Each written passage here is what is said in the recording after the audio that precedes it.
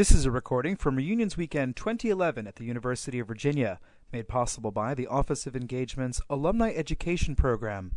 On June 3, 2011, Karen Rose of the School of Nursing briefed a gathering of alumni on what can be done to care for aging parents. Well, thank you for coming. Welcome back to Grounds. I, too, am an alum of 2006, so it's great to see folks back here again. So welcome. Just to orient you, I tend to need to orient people in the work that I do, that you're here to listen to a conversation about caring for your aging parents. Now, while I have a formal presentation pulled together, I'd also welcome any informal conversations, discussions, questions that you may have as well. My sense is that many of you may be in the midst of preparing to care for an aging relative, and so you may have questions. Please, absolutely. So I'd welcome any questions, burning questions that you have as well. And I have my email here available for you, so 24/7. I tend to live on email, so please, if I can be of any assistance, I'd be glad to do so. So we'll get started. And the real concern, in a nutshell, is that people that as we age and as older adults, your parents, relatives age, they may not be able to care for themselves. And while we think about typically the things like physical abuse, caregiver neglect, financial exploitation, those are the things that kind of hit the headlines, really the most common reported incident to adult protective services is self-neglect. And I think there are many reality shows now that are dealing with this whole issue of hoarding as an example of self-neglect, just inability to care for oneself. So there seems to be a disconnect between what we think is happening, what we're scared of, frightened of happening to our older adults, and what's really actually reported to adult protective services. So I just wanted to point that out to you. So the whole idea of, is it safe to be at home? And of course it all has to do with perception. What your perception may be as a relative looking in on your aging family member is that they're not safe. They're not keeping up the house the way they used to. They're not making good decisions, et cetera, et cetera. And yet when you start to have a conversation with your relative, their perception is very different. In fact, their perception oftentimes is that those things just don't matter anymore.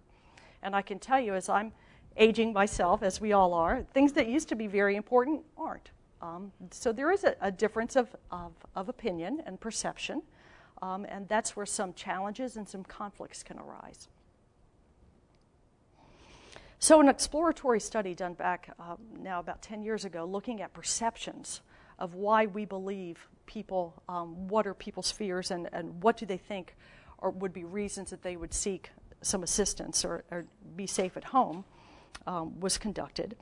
And in the sample they looked at, nurses as one group, and then they looked at 3 other groups of non-nurses, persons who were younger than 30, persons between the ages of 30 and 60, and persons over the age of 60.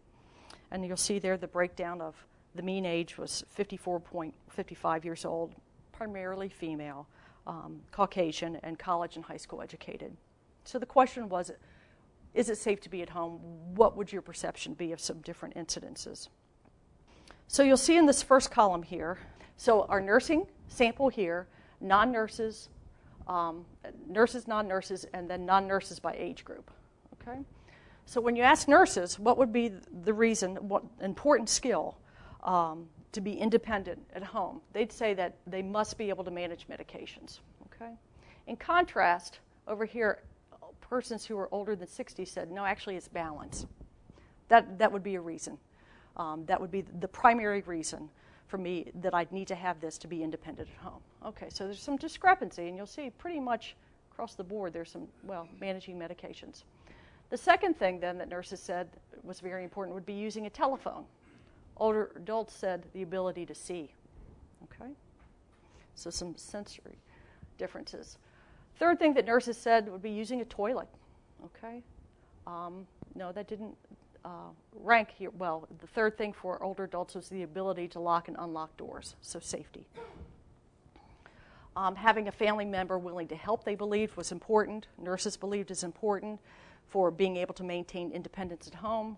and they think using a toilet. In fact, nowhere did they mention, older adults mention having a family member willing to help. So again, differences in perception. Then when we asked this same group, what would be some diseases or symptoms that would interfere with your ability to be independent at home? Total agreement there. Everyone had Alzheimer's disease, which is the area of my interest, research interest, but they all agreed that would be the number one reason that diagnosis would inhibit their ability to be independent and to remain at home. Beyond that, we differed. Nurses said paralysis. Older adults agreed with that. First one was paralysis. Other things that nurses said were night wandering. Again, they agreed, night wandering.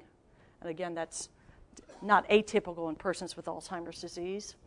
The fourth was having a stroke, older adults said, or dialysis. And I think that nurses said that dialysis was more important and fractures would be another reason.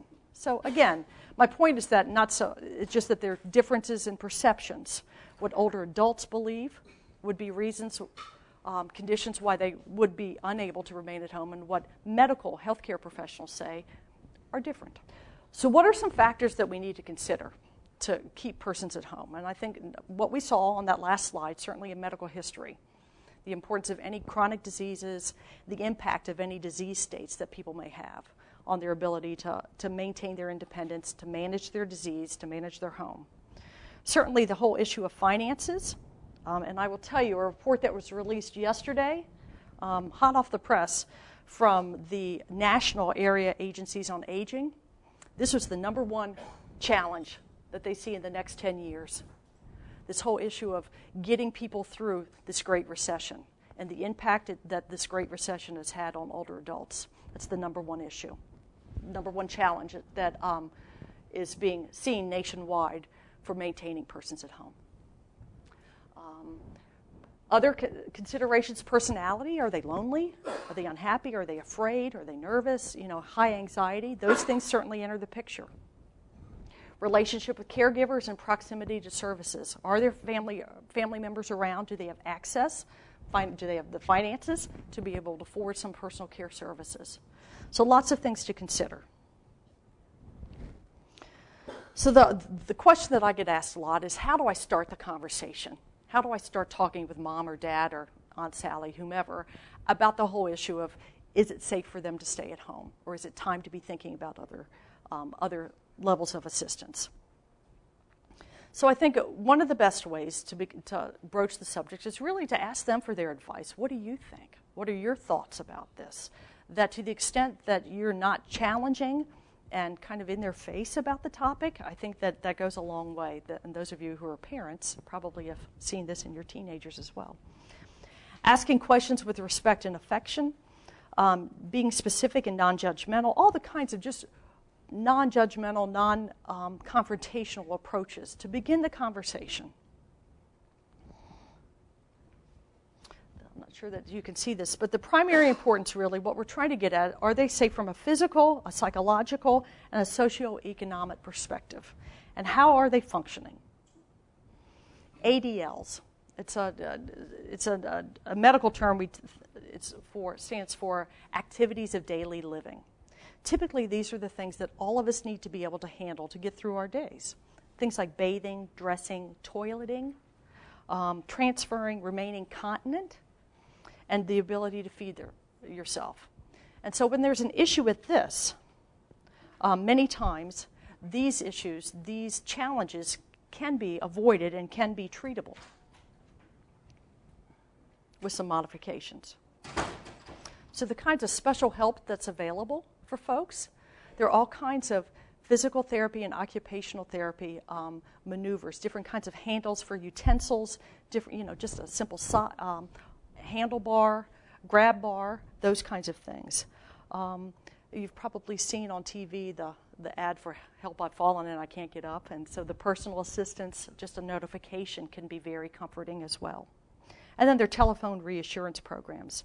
In the area where I live, in the Shenandoah Valley, I know through our area agency on aging, and oftentimes through electric companies as well, they have telephone reassurance volunteers who will voluntarily call up if you put your loved one on a call list.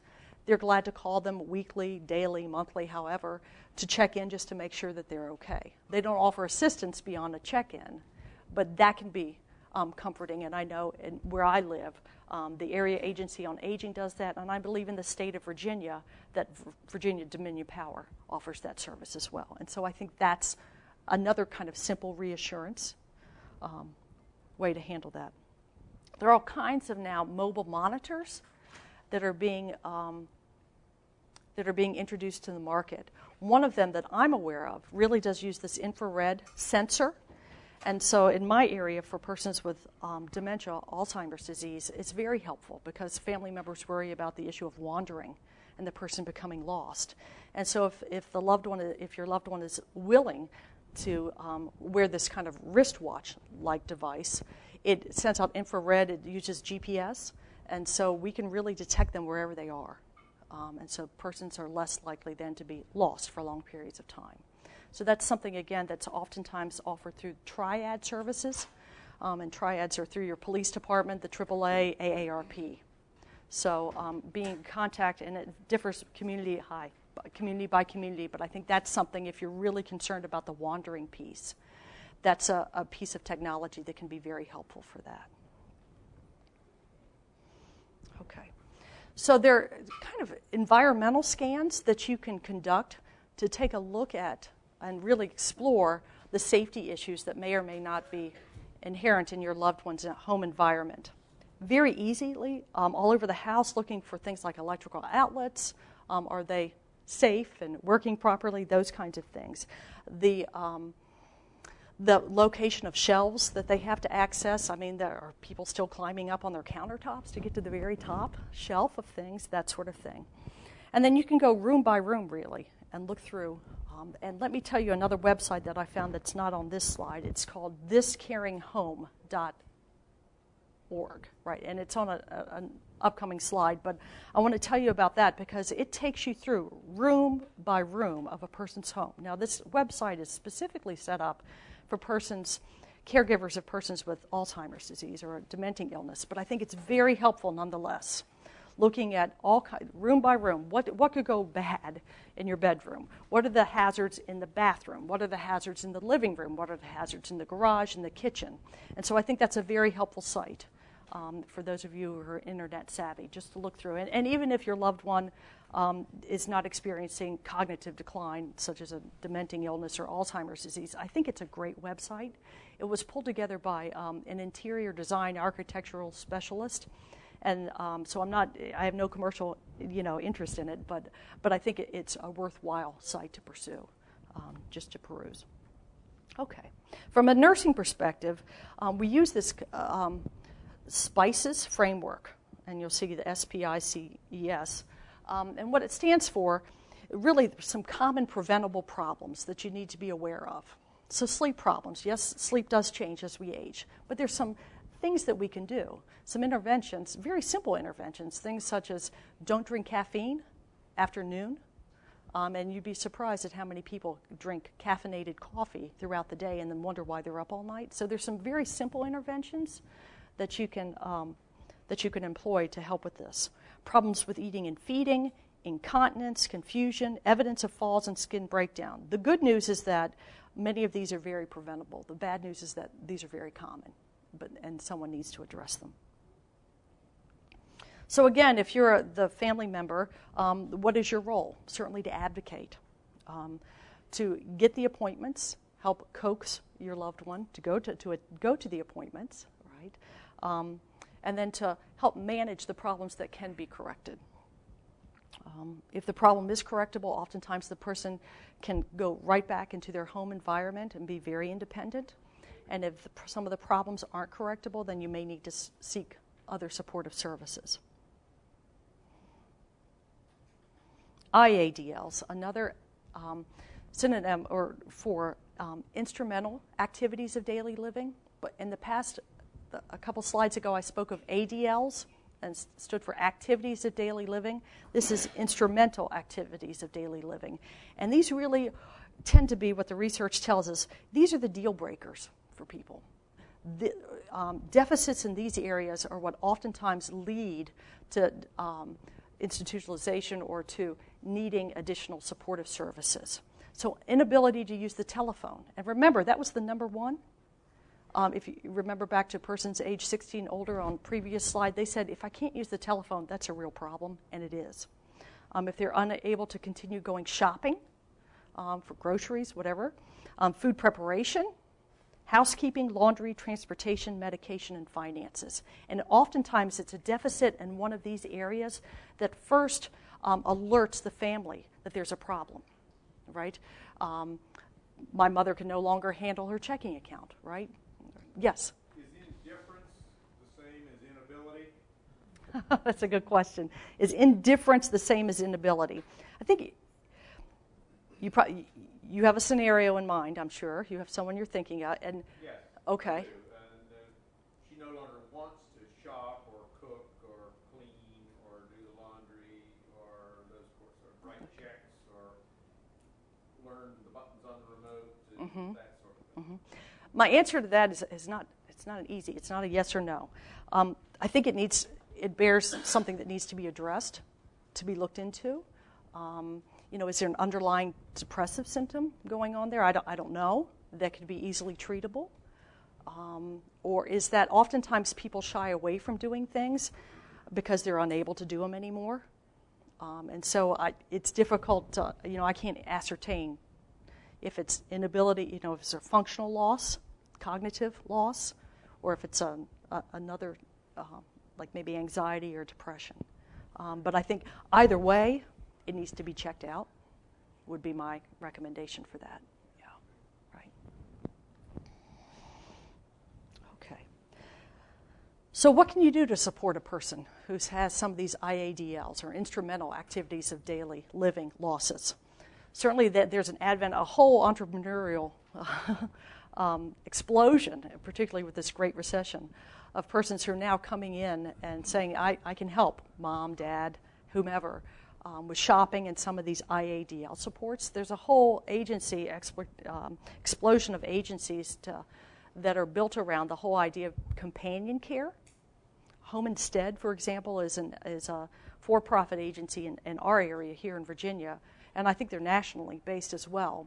And their whole purpose is not to provide medical care, not home health care, but really companion care, and this sort of IADL care. So they'll take your loved one shopping, help them take them to church, take them to the beauty shop, take it, so they can continue to live at home. But it's really very, it's appropriate for people that just need a little extra kind of companion. If only someone could go with mom or dad, that kind of thing. So those kinds of agencies are now popping up. I like this visual here because I think it's interesting to get a sense of what it does look like. If a person's vision is impaired, what does it look like to have a cataract? What do they see versus what you and I see? And so, very interesting. Maybe a reason for some of the, for example, car accidents or something. Medication support, this is a big deal. This is a huge deal. Just because a person's written a prescription doesn't mean they fill it. And then just because they fill it doesn't mean they take it. And so really, and to the extent that persons use different healthcare providers, different pharmacies, it becomes very confusing. And so someone needs to have a handle on what a list of all medications that your loved one's taking.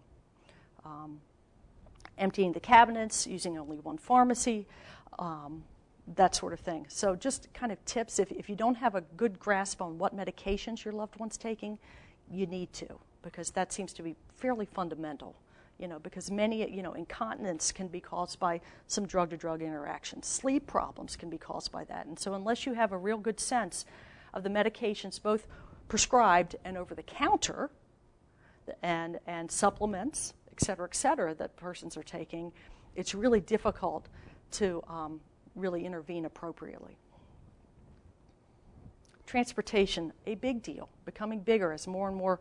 What we're finding in America is that we're aging, certainly, and that the number of persons who are going to be 65 and older is doubling by, 2030, again. So we've got real difficulties. But where people are aging is primarily in rural areas. And in rural areas, we have lots of transportation issues. So this can be kind of a deal breaker too for folks who are trying to stay independent in their homes. If they don't have adequate transportation services, they need to. And again, my tip here is just that before you start talking about transportation services or if a person needs to stop driving, that's always a whole other conversation. Check in, do your homework, and check into what other services are available in the community. Are there shuttle buses, home delivery services? As I say, right now in my neighborhood, there's a home delivery for groceries, So could you, maybe instead of trying to get your older adult to the grocery store, could the grocery store come to them? So, yes? Do you have a way or a suggested way to start that conversation about car keys? Yeah, that's always a good one. My own daughter just started to drive, and I have a conversation with her. I find it ironic that I have to have this. I'm expecting to have a conversation with my father, have a conversation with me, but he's a risk. He doesn't know it, but I do. Okay. So you're not alone. Okay, so the question is just how to start the conversation about the whole driving issue, and that's a big tough. Yeah, I'm sorry. We're aware of what's available. He doesn't want it. Okay. Independent, he wants to do it himself, and this is big for him psychologically and socially and other things. It's huge. But, for my three brothers and I, it's not a question of if he'll have an accident, it's a question of when. Okay. So now there are all kinds of, the work that I do is in dementia care. And so there's a whole now guideline, and you can Google it, Guidelines on Driving in Dementia. It just came out it's not even 6 months old, I don't believe.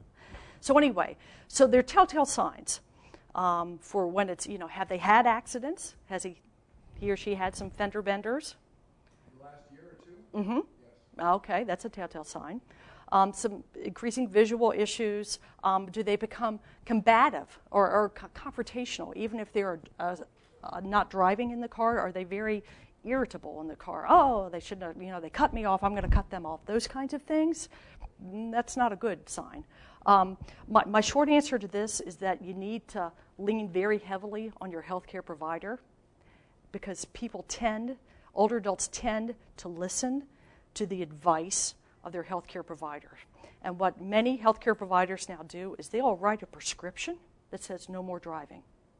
And you'd be amazed at how effective that can be. Now, certainly you can go the route of DMV, your Division of Motor Vehicles, and ask them to, revoke the license. You can start that, but you don't want that burden. I always say put that burden on your healthcare provider. They will take that burden, and I think that takes you out of that whole thing. Now, the logistics of it in terms of you actually taking the keys away, or you're going to dismantle the transmission, you'd be amazed at what people go through. It's an amazing thing, but it's a big deal. And so I think that to the extent that you can take yourself out of being the bad guy, that's a better place for relatives. So, sure, yes. Hi. HIPAA and all of that, are we allowed to just call up our parents' doctor and say, hey, my mom is still driving and she really shouldn't be? Right. Okay, so we're going to talk about HIPAA in a moment, but how others approach this is making an appointment with the healthcare provider for your loved one. And then typically what I asked when family members go in, then they meet ahead of time, or out in the hallway and say, here's what's going on. We've got issues here, we've got problems here, and I want to start a conversation about that. And so I think oftentimes, slipping them a note, calling them, leaving a message on the nurse line that, my mother's coming in and here's the real issue. Anything like that, because healthcare providers, I believe, are very in tune to this. And this is something that, particularly neurologists, family practice, anyone who has a practice of older adults, is very in tune to this. And this is what they do. So again, I always advocate, take yourself out of being the guy in the middle. Let the healthcare provider have that one-on-one conversation. And then the trick is and then how you're going to implement that. But I take myself out of, being the one saying, driving's over, Dad. I think, Dr. Smith can say that. Yeah. Okay. Finances, support for this, a big deal. I just told you what was just released yesterday from the National Area Agency on Aging report is that finances are the number one reason now that people, older adults, what's the most challenging for them and what's really going to drive services.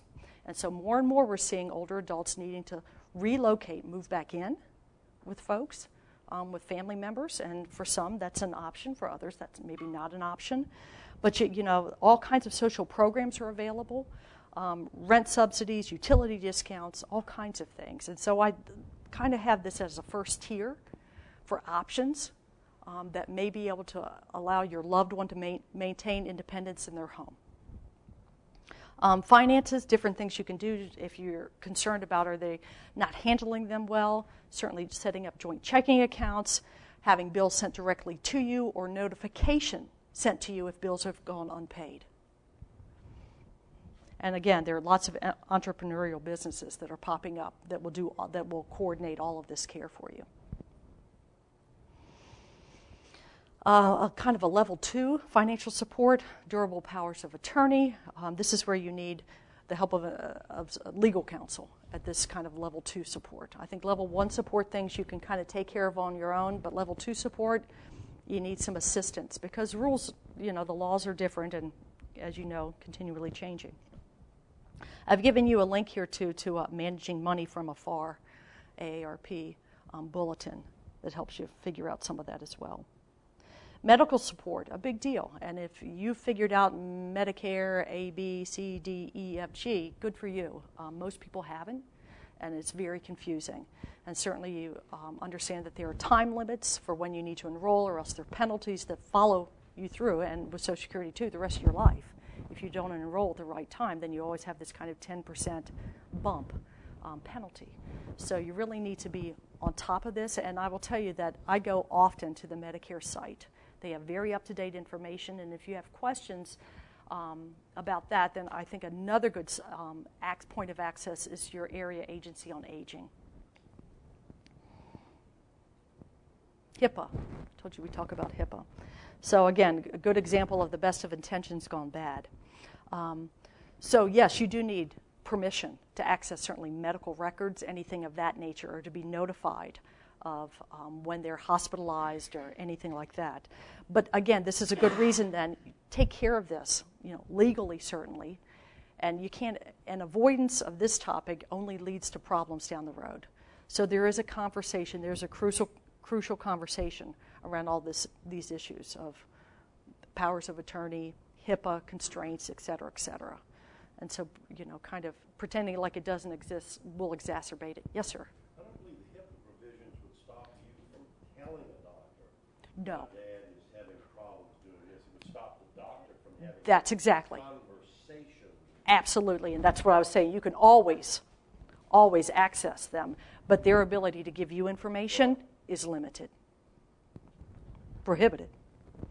Okay, so you need documents, right? So if you're trying to get organized to take care of a loved one, you need some legal documents, and you need to have them all pulled together. I've given you a site here that kind of goes through what some of the important documents are that you need to have compiled and pulled together. I think it's date of birth, social security number, location of legal, financial, medical documents, the tax, you know, it may be important for you to review some of these, maybe at tax time. And then certainly keys to their home. If they keep some of these documents in their home, you need to have access. I can't overemphasize the fact that it takes a village to provide care to loved ones as they age. And so all of these people that I've listed here, all these roles, are very important and can be very helpful. And it can be as simple as a phone call. If you say, I don't know even how to access social workers who could help me, a simple phone call to your Area Agency on Aging or even to your local hospital can start the ball rolling for you. Family members. This is a tricky situation here. I don't know if your families are different than every other family, but most families have a little bit of conflict, hidden, very well hidden, but it's there. And so trying to start the conversation maybe with loved ones, with relatives, siblings, oftentimes who are living at a distance, who seem to have all the answers from Chicago for what needs to be happening in Fluvanna. So that's not atypical. But how do you start those conversations as well? And I think, once again, it's avoidance is a choice. And so if you make that choice, you're going to go down a pretty bad path, in my opinion. So these family meetings, what needs to be happening at family meetings? Because of what you'll come out with, you'll be amazed oftentimes at what your brother drags up. Well, remember when you were 22 and I was 20? It's like, wow, this is where we are again, talking about that? I thought we'd resolved that 40 years ago, but okay, let's. So I think it's important to talk about that. I have seen some family members who, honest to gosh, have used a mediator for these family meetings, and that's okay. I think there's a place for that, certainly. The important thing is not how you get there, it's getting there, having the conversation. So if you believe that there's too much conflict or tension, whatever, that you can't resolve on your own, I think it would be a smart thing to enlist someone to help you with that. And certainly, again, these entrepreneurial business, these care coordinators, social workers are very good at that, very skilled at that. Nurses as well. So I think that, reach out. I believe that helps there. But again, my take-home message for this is have the conversation. And what people will ask, too, while we're talking about kind of long-distance caregivers, people will say, well, what can I do? I live in Chicago. What can I do? How can I help? And so, okay, well, can you help me figure out, is it time to hire someone to help mom or dad? Can you check references, interview, some of those things from afar? So I've given you kind of a listing here of some categories of ways that people from a distance, relatives from a distance, can be helpful for you, and some different roles that they can take on so that you don't feel like you're taking on everything. Again, work to your strength. Who's best at interviewing, maybe on the phone? Who's best at supervising? Maybe a loved one has, lots of experience in that sort of thing, and you don't. Is there a CPA in the family? Let's get on them to help with the finances. So really play to people's strengths. And again, I think a lot of this is probably self-evident, but just something to remember and to consider. I'm a big advocate for community resources. I think by and large, 99.9% of us want to stay independent as long as possible and want to live in our home environments. And so the area agencies on aging, they're set up for that. For example, the area agency on aging here in this area, we have senior centers, respite care available, adult daycare. The list goes on and on of how we can help. And so I think it's important to access them because oftentimes there's a lot more help available than you realize. All kinds of volunteers, friendly visitors. I helped establish this. It's going on right now. It was run out of James Madison University, but their nursing and social work students are trained, and some psychology students are trained to come and to provide respite care in the home for family caregivers throughout the day. It's part of their community service work that they're doing. And so they go out about 3 to 4 hours a week and provide just companion care, so that the family member, the caregiver, can get a break. So you'd be amazed that once you start really looking into the available services, you may be amazed at what's available. Again, I believe I've spoken to this, State Department of Aging, and then I'm a huge advocate for the area agencies on aging. We're getting into models now of chronic care management through these AAAs, through senior centers. So really asking, you want to speak with the care managers or the case managers. They will know of the programs that are available and the eligibility requirements and any restrictions, et cetera, et cetera. So I think that case managers at your area agencies on aging can be real advocates and real supportive of the work that you're trying to do. So when you're long distance, what are some ways to stay connected when you're at a distance? I think if you're talking about your parents or a relative, you need to figure out who are a couple people in the community who you could call on to say, what's really going on with mom and dad. So there are people, maybe other church members, clergy, neighbors, oftentimes get tapped for this sort of thing. The bank teller, the beauty shop, the hairstyle, someone who has some sort of consistent contact with your loved one, who can give you a sense of, do they seem on or off, or what's going on? Because I'm not there. Tell me. I I think it's important too to keep abreast of what's going on in their community. So, I think subscribing to a local newspaper is a good idea. Just gets you a sense. It gives you a sense of, are there changes going on? Are there additional resources that have been added in that community that you're unaware of? So I think that's just a good idea for everyone. And I included this buy a fax machine. You'll be amazed at the forms and the paperwork that's required. And so having a fax machine readily available, I think, is always a good idea. Special problems. People can become very cantankerous, right? They don't want to go to the doctor. We see real spikes in alcohol abuse, elder abuse, and depression in this age group. And so I think it's just something you need to be aware of, that these problems do exist, and that they are problems that should not be overlooked. And again, all of these, I believe, are reasons to look to healthcare providers for some assistance as well. Okay, so I've given you some additional resources for fact sheets. Driving and dementia is listed on there, but I would tell you that just Google driving and dementia guidelines, and that will get you to the site that you need if you have that particular concern. Holding a family meeting, all of that is on this caregiver.org. And then the whole issue of self-care for caregivers. If you're a family member who's now in a caregiving role, I'd say thank you. It's not often, you don't get thanked, I don't believe, often enough. And it's a difficult role. And you'll see oftentimes that it's really the exhaustion of the caregiver that leads to institutionalization of the loved one, that sort of thing. So the importance of taking care of yourself, I don't believe, can be overemphasized. Again, staying on the topic of caregiver well-being, how to take care of yourself, how to confront issues, how to ask for help. And so if you think, I can be a martyr and do it all, I can do this, I'd say that will be very short-lived. And so before you go down the path of becoming a family caregiver, I believe it's important for you to have some backup systems already in place, because this is not, I believe caregiving is a team sport.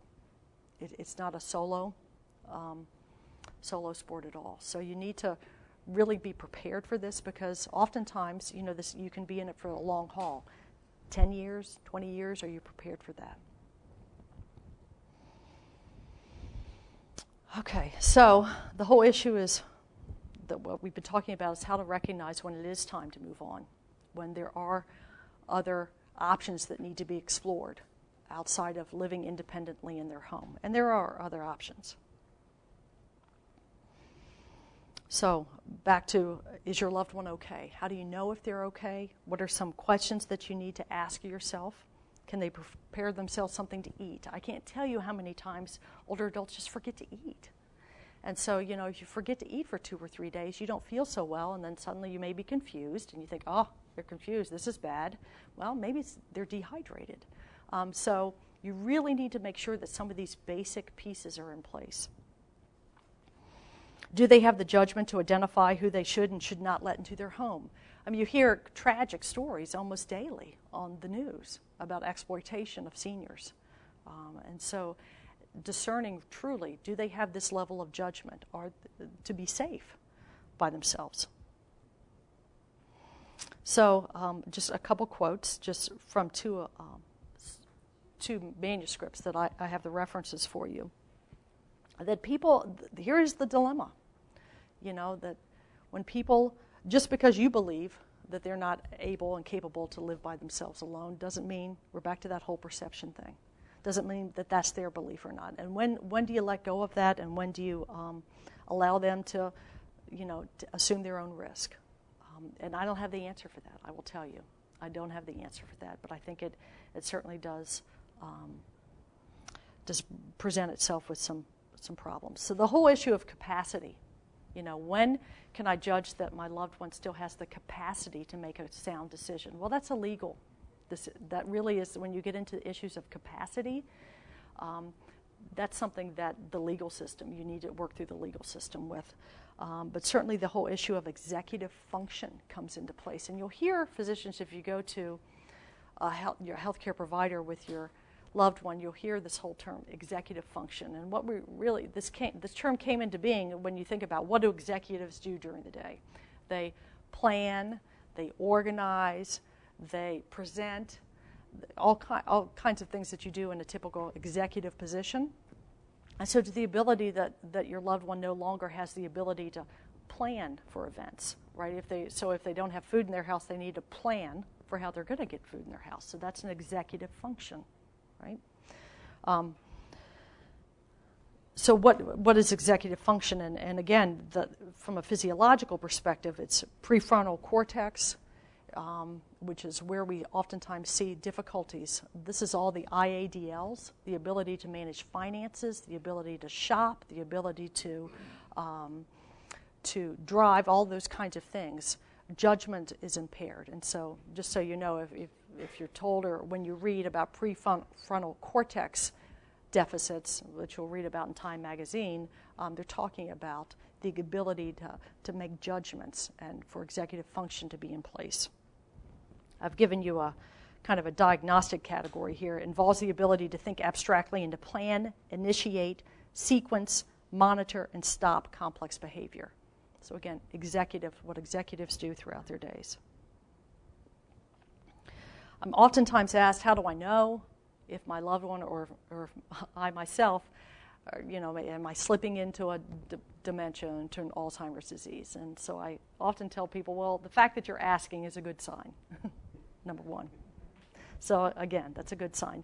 I've shown you here a clock drawing, a simple test that oftentimes is performed in the context of a more thorough neuropsychological battery of tests to determine if a person does have Alzheimer's disease or a dementing illness. And so you just ask the person to draw a clock, and the typical instruction is for them to draw the clock to read 10 minutes till 11 or 10:50. And so this person's trying to do that here, and you'll see they're unable to. And so that's oftentimes difficulty. It's a tail sign, a kind of a gross sign, but a tail sign of some executive function. They can't take that abstract thought of 10 till 11 and commit it to paper using a clock that they've used all their lives to make sense. Okay, so you'll see this oftentimes.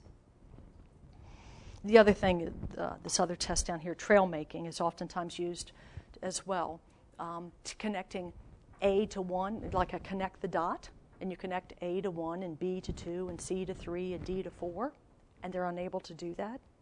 And so that's another neuropsychological test that's oftentimes used. Having said all of this about, an array of tests that they can be undertaken to get a diagnosis, I think that at the end of the day, too, it's your gut feeling. If you know something's not right with mom or dad or Aunt Sally, I think it bears going and getting it checked out. Because typically people wait for a major incident, a house fire, a major accident before they take away the keys. Oftentimes there's a real dramatic incident and people say, we knew this was coming and we didn't do anything about it.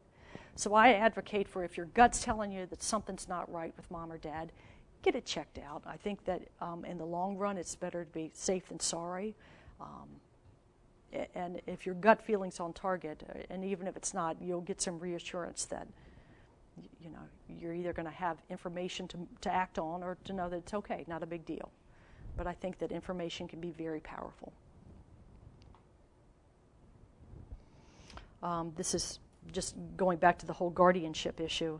If you need to go through a court of law, how the judge determines, or what the judge determines to be incapable or incapacitated, and how a guardian would need to be appointed, but hopefully you're not at that point.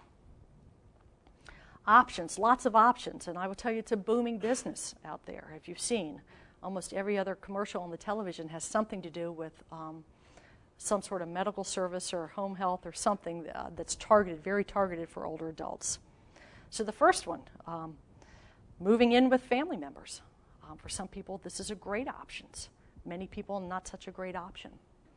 And so that's an individual piece that you'll need to work through. The expense of it, how well do you get along? Is it worth, maybe difficulties in your personal relationships? Because caregiving for mom from a distance and living with mom very up close and personal can be two very different things. There are all kinds of nearly independent options: senior apartments, subsidized congregate housing, retirement hotels, house sharing, becoming very popular, so I've understood. Flexible progressive care, we call them the continuing care retirement communities, CCRCs, places where you can go and live where you're independent, and should your needs change, then they have assisted living available, and should you have a need for additional care, more skilled care, then they have a nursing home level care right there. And so that's become very popular. I can tell you it can be very expensive, certainly, but for many it's the right way to go.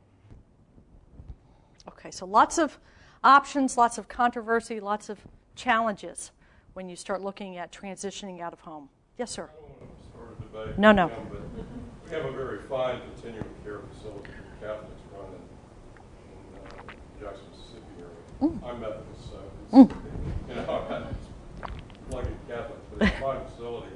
Yes, it's expensive to buy in. I had this conversation with my brother 4 years ago when I was trying to talk my dad into going there. Okay. It's a very social place. He would love it. He's convinced you go to a place like that to die. He doesn't want to leave the house. Sure. Well, he has spent a ton of money on the house, which he built 50 years ago in a very nice neighborhood. He's still living there. In the last 4 years, what we spend a month on city taxes, utilities, yard upkeep, the maid, the housekeeper comes 4 days, 4.5 days a week. Sure. Thank God Shirley May's there, is a big chunk of what we just spent at St. Catherine's. So it just depends on your situation. No, thank you. It's not easy, and what's available neighborhood, community by community.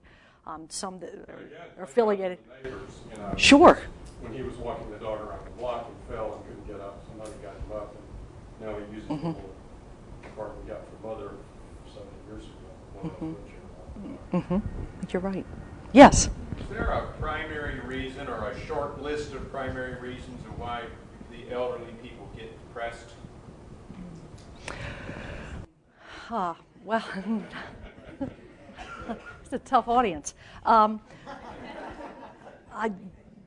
Well, yes and no. Certainly, with cognitive decline, there's some change as we age, and so there is a predisposition. There can be for depression. I see it a lot in persons with cognitive impairment. They go hand in hand. So that's something.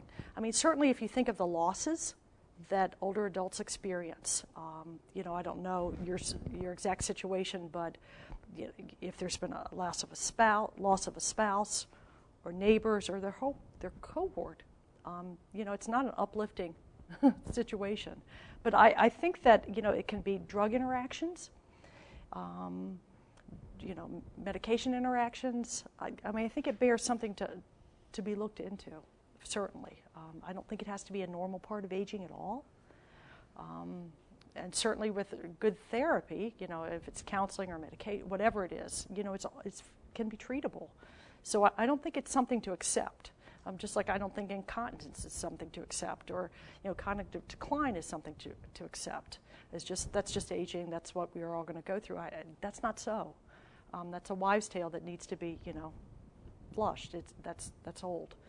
So I would say certainly I will be very aggressive when it's time for my parents and those issues come up.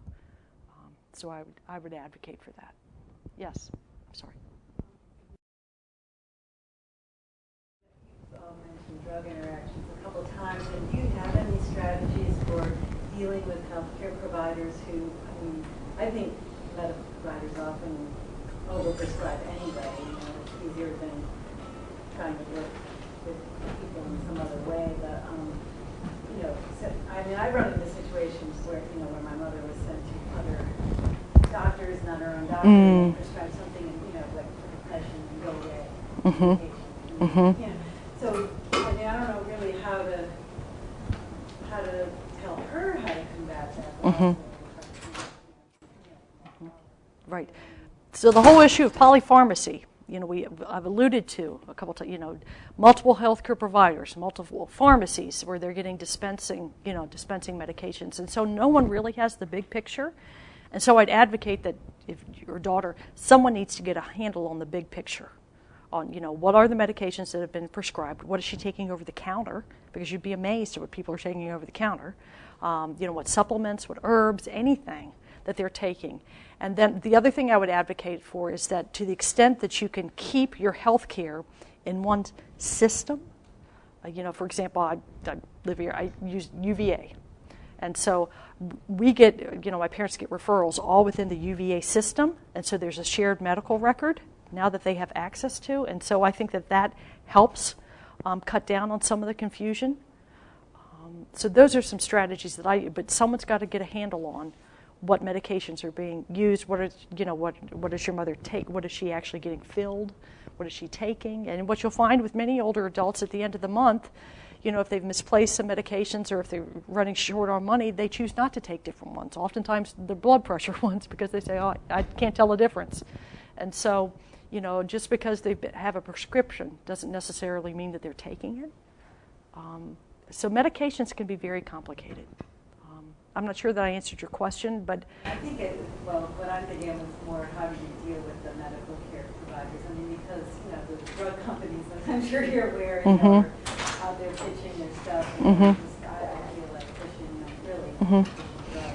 The older you get, the harder, as Right. you said, older people are a lot less likely to question their medical care Right, providers. right. Not necessarily a good thing. right. And so, And it may be, quite frankly, time for a conversation. If there's a primary care physician or practitioner involved, having a frank conversation. You may not even know, but mom's seeking care for this from this person, this from this person, this from this person. Did you know that? Can you help me? I think that we oftentimes kind of shy away and think, oh, they must know, it's all okay. But I'm a person, I like conversations. I think you've got to have those. And maybe as a physician you would say otherwise, but you've got to have a conversation. I think in my own mother's case, I'm over at this nursing facility every day, and I'm not her primary doctor, but I work with her primary care doctor to keep her number of drugs to a minimum. And I think that if everybody did that, we'd be a lot better off. The most common complaint I have is overprescribing psychiatric drugs for elderly patients in there, and they can have disastrous results of their behavior. Sure. And also the Alzheimer's drugs are another problem. They're not very effective. There's also, you can see what they can basically do for a patient after a year or two. And if they're not working, there's no reason to continue taking these medications or add something else such as Ativan to suppress the combative behavior that you see with an Namenda or an Aricept. And I see this every day that the patients who are, or the family will take the responsibility of going to their doctor and saying, I want my mother or father off these particular medications that would like to try them without them, rather than adding Ativan or something else, another antidepressant on top of their already long list of medications. And they actually do better off the medication, off of everything, versus having four things to control their behavior. You can't become behavioral management problems for the nursing facility, and they work to unload these patients on another facility that is more expert in dealing with psychiatric problems of the elderly. And the real answer would be to take the patient off of everything and see what no medications would do. And those patients tend to fare better and actually can stay at the facility. So I think you're 100% right that the answer for today would be the less medications, the better. But I think it comes back to the way modern doctors are trained, because we have medications for blood pressure, for instance, that can get somebody's blood pressure below 120 over 70. It takes 3 or 4 drugs to do that. Is that really necessary in somebody who's 90 years old? Why do they need to be on 4 different medications when blood pressure of 140 over 90 for somebody that age would be perfectly acceptable. But there's this tendency in the education end to tell a doctor, this drug is not working, but instead of taking it off, they add another drug on top of that, and a third one on top of that, and a fourth one on top of that. When I was trained in medicine, we didn't have that many blood pressure medicines available. So we tried one, if it didn't work, we would take them off of it and put them on one other instead of adding medication upon medication upon medication. You see that with diabetes, hypertension, and a variety of other medical problems. Now, I don't think, it's my own personal belief, that's not the answer for treating patients. Treat one thing at a time, one medication. If it works, fine. If it doesn't, take them off of it. So if there's a way for your mother to seek care, I think you've got it. Right. Yes. So yeah. Are you able to say where is your talk available? This talk, I'd be glad to send it to you. The voice recording is available on iTunes U, but if you want a copy of the actual presentation itself, I'm glad to send it to you. If you just send me an email. Sure. Okay. 5 minutes left overall. Okay. So I know you have a little content, and we certainly are already getting questions. Okay, thank you. So let me just finish. Again, thiscaringhome.org, I alluded to this earlier as a website that I thought was a good website, particularly if you're concerned about safety issues in the home. It takes you home, room by room, and I think it's well pulled together. I think it's very useful. We've talked, I think, a lot about different home arrangements that are available. Many of you have shared some stories about to the extremes that you've had to go to maintain, a housekeeper and yard work and this sort of the other. So they're available, no question. I've alluded several times to the careplanner.org. Lots of different fact sheets on community care options, home away from home, relocating your parents, just some fact sheets that I think can be helpful to review and to maybe help you begin a conversation. Web resources, I've alluded to all of these, and I've given you some references. So, good. Questions? Thank you. Hi. It seems like Dr. Rose can wait behind for a few minutes. Absolutely. I'm glad to speak. Thank you very much. Oh, thank you. I hope it was helpful. Thank you. Thank you.